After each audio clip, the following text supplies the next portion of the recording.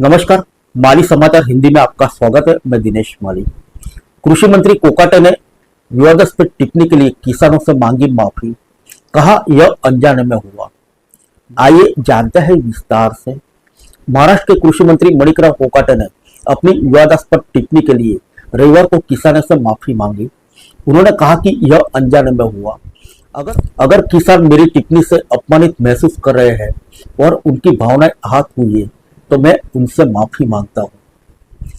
कृषि मंत्री कोकाटे ने हाल ही में किसानों को लेकर विवादास्पद टिप्पणी की थी। उन्होंने दावा किया था कि किसान कृषि योजनाओं में मिले धन इच्छित उद्देश्यों के लिए खर्च नहीं करते। इसके बजाय वह इस धन का उपयोग सगाई समारोह और शादियों में करते हैं।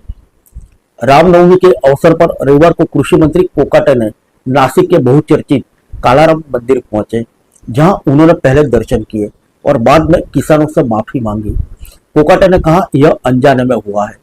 अगर किसानों को अपमानित महसूस हुआ और उनकी भावनाएं आहत हुई तो मैं उनसे माफी मांगता हूं।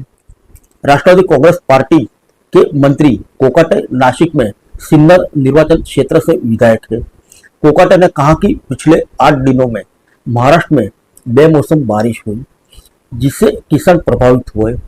सरकार ने अधिकारियों को फसल को नुकसान का आकलन करने के लिए तत्काल मौके पर पहुंचकर निरीक्षण करने का आदेश दिया है। उन्होंने कहा सरकार निश्चित रूप से किसानों को मुआवजा देगी। मैंने किसानों की समृद्धि और खुशहाली के लिए भगवान राम से प्रार्थना की है। इससे पहले शुक्रवार को मंत्री कोकाटे ने नासिक जिले के कुछ गांवों का दौरा किया। इस दौरान एक किसान द्वारा पूछे गए सवाल का जवाब देते हुए उन्होंने कहा कि क्या नियमित रूप से ऋण चुकाने वाले किसानों को ऋण माफी मिल सकती है।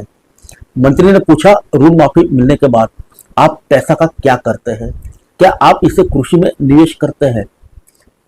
मंत्री कोकाटे ने कहा कि किसान 5-10 साल तक इंतजार करते हैं और कर्ज नहीं चुकाते।